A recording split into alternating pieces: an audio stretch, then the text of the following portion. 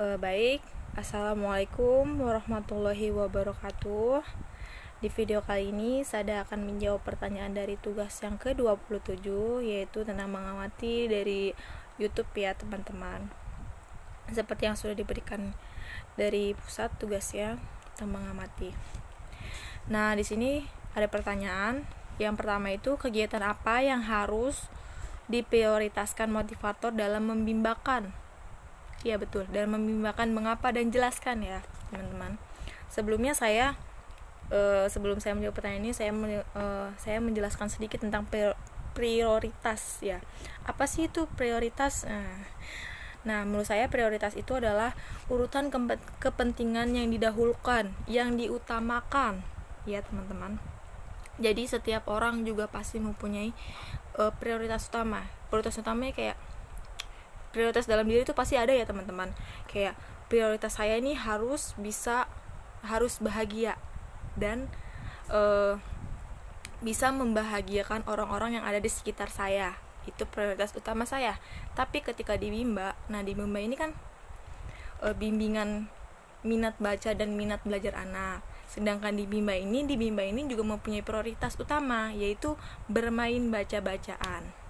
Dan ketika kita bermain baca-bacaan tersebut harus diletakkan dengan berparadigma Bimba dan sesuai dengan metode Bimba, teman-teman gitu. Lalu ketika kita tidak kalau misalkan ketika kita tidak mempunyai cara pandang Bimba dan nggak sesuai dengan metode Bimba, maka proses pembelajarnya itu akan tidak bertahap. Maksudnya kurang bertahap, kurang bertahap dan tidak sesuai. Nah, di sini penjelasannya kenapa?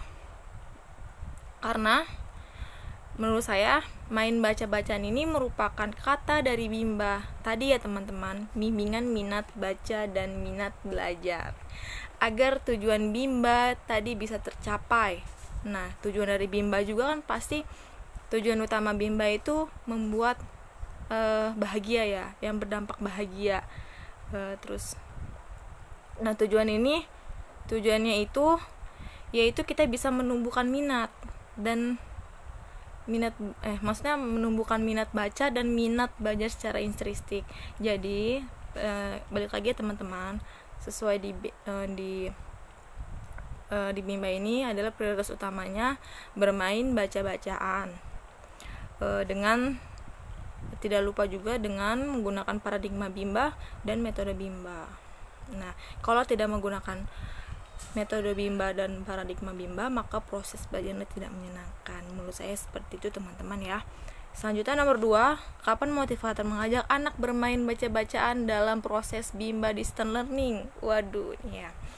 Menurut saya melakukannya yaitu ketika awal kegiatan, inti kegiatan dan akhir kegiatan. Kok kayak gitu sih? Iya, kalau menurut saya dimana di awal itu kita bisa berbahasa Bimba nih terlebih dahulu teman-teman. Bisa berbahasa Bimba, terus bermain kayak verbal kata, terus nah, itu juga bisa disebut dengan bermain baca-bacaan. Dan yang paling utamanya teman-teman ada di kegiatan inti. Iya, kenapa deh kegiatan inti? Iya, kegiatan bermain baca-bacaan itu ada kegiatan inti, ditandai dengan bermain baca-bacaan secara bersama-samaan. Kalau di awal kegiatan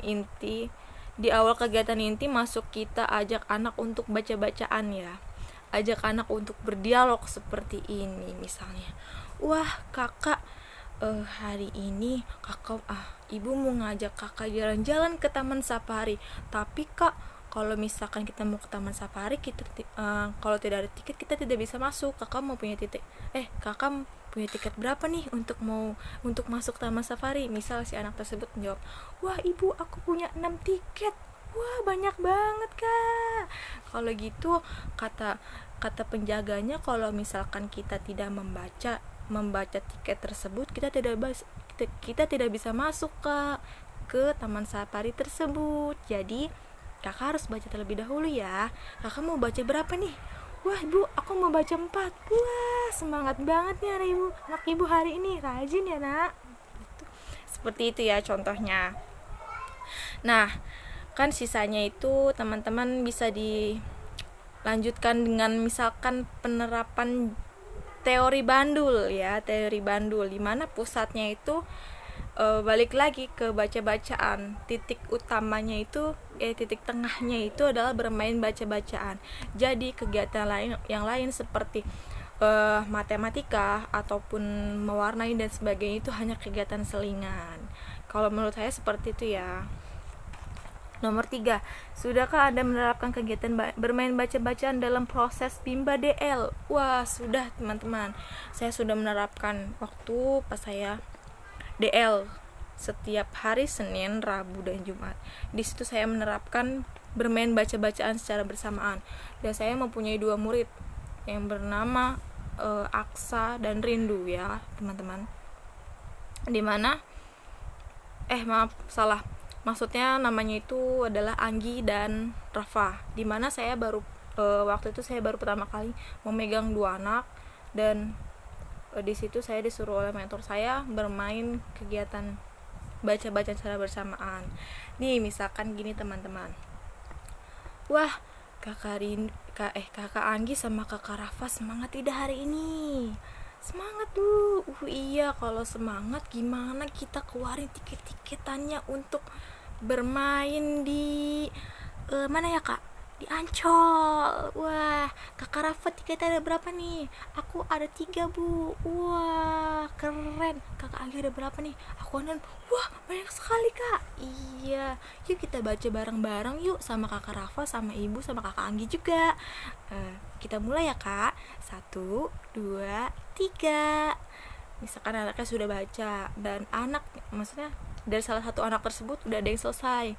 Wah kakak Anggi sudah selesai. Wah keren banget nih kakak, ayo kita tos dulu kak. Tos gitu.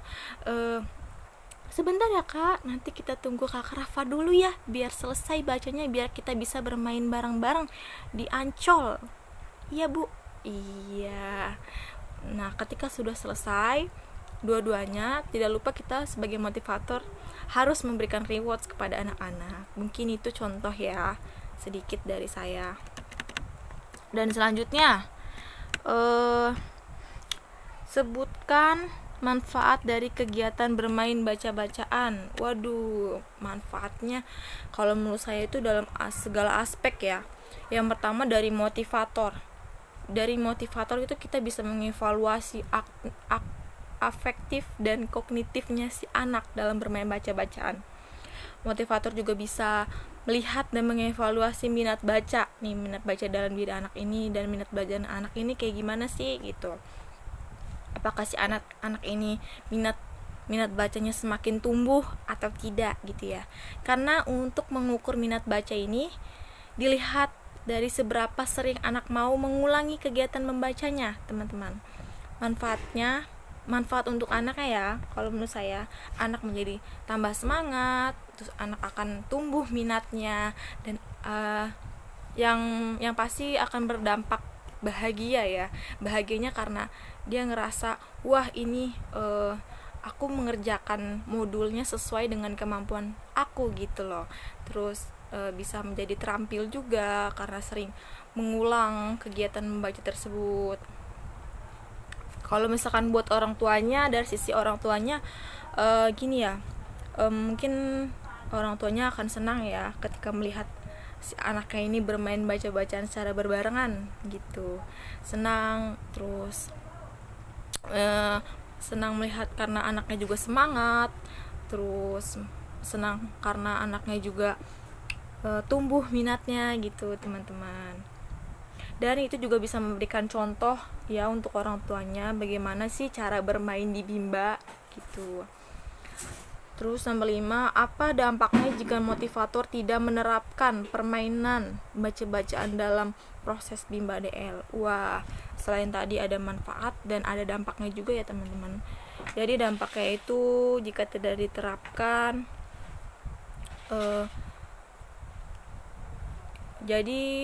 dari sisi motivator kita tidak bisa tidak bisa meningkatkan kompetensinya, tidak akan bisa menikmati. Jadi setelah kegiatan DL selama 30 menit tersebut,